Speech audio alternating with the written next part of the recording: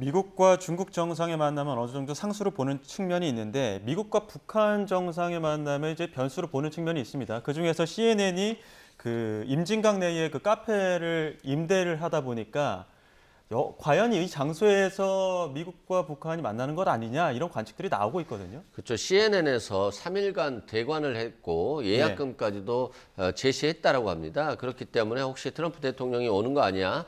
이런 어떤 기대를 좀 하는 것 같고요. 다만 하노이 노딜 이후에 미국과의 관계가 굉장히 경색돼 있고요. 또 최근에 북중러가 굉장히 긴밀하게 단합하고 있거든요. 그런데다가 서로 간의 군사적 원조까지 하면서 이렇게 경제적으로도 북한이 과거에 비해서는 굉장히 대북 제재를 넘어서서 좀 좋아진 측면이 있습니다. 그래서 오히려 김정은 위원장이 급하지 않다. 다만 트럼프 대통령은 최근에 자신이 많은 전쟁을 종결시켰기 때문에 노벨 평화상을 충분히 받을 자격이 있다라고 하면서 자신이 상 받을 자격이 있다라고 이렇게 강하게 얘기하시는 분 또 저도 처음 봤습니다. 그만큼 노벨 평화상을 받기 위하여는 북한과의 관계에 있어서의 평화 문제, 또 비핵화라든가 또 비핵화까지는 안 가더라도 핵을 동결시킨 대통령이 됐다. 이런 어떤 성과를 갖고 싶어 할 거예요.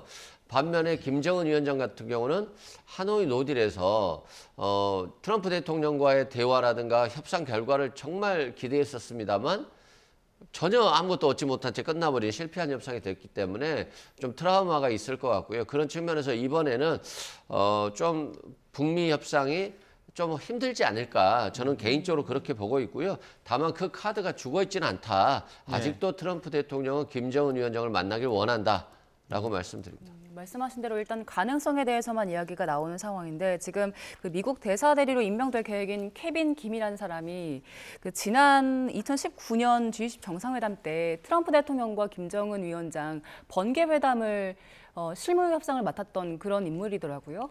근데 이번에 또 대사 대리로 오기 때문에 그렇기 때문에 가능성에 대한 얘기가 또 나오는 것 같아요. 근데 이번에 이제 대사 대리로 오는 분, 그분은 실제 동맹 현대화에 조금 더 전문성이 있죠. 그러니까 사실은 이제 중국 견제에 좀 더 방점이 있는 듯한 인사로 보여지고요. 그분의 이력을 볼 때.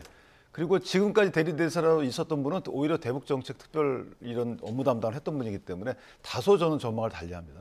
그리고 트럼프 대통령이 이번 그 한국 방문을 통해서 중국과의 관세 협상 등, 그다음 러시아, 북한, 중국의 어떤 밀착을 견제하는 측면 이런 부분에 대한 어떤 외교적인 과제가 있잖아요. 거기다 대한민국, 우방인 대한민국과의 관세 협상 등 이것도 관세 협상뿐만 아니고 사실 여러 가지 방위부 문제들도 있기 때문에 할 일이 되게 벅차거든요. 근데 만약에 북한과 지금 만나게 되면 어느 정도 조율이 돼야 되는데 그 조율의 지점이나 과제가 만만치 않아요. 왜냐하면 저희가 북핵을 용인하는 꼴이 되는 거거든요. 이제 북핵을 용인하게 되면 대한민국과 북한 간에, 그러니까 이재명 대통령은 그 END라는 걸 통해서 동결을 주장하고 계시지만 사실 한미일 공조 체계거든요. 이 지역방위라는 것은 한미일 공조 체계에서 이게 북핵에 대해서 이게 동결과 관련된 트럼프 대통령의 어떤 용인적인 외교적 수사가 이게 과연 전 세계 외교에 미치는 파장이 만만치 않을 겁니다. 그래서 지금 당장은 이런 조율되지 않은 상황에서 북한을 만나서 뭘 논의한다는 것 자체가 아직은 시기적으로 빨라요. 북한 입장에서 보면 핵은 본인들의 헌법에도 명시가 됐고 그다음에 러시아, 중국으로부터 어느 정도 사실상 용인을 받은 상황이라서 핵을 갖다 포기하는 듯한 이런 회담 의제는 올라오지 않을 거고 그럼 대북제재 해제뿐이 없거든요. 그렇다면 이건 글쎄요. 아직까지 만날 수 있는 의제 조율이 가능한 상황인가 저는 부정적으로 봐서 만나면 사실상 어렵지 않을까 이렇게 봅니다.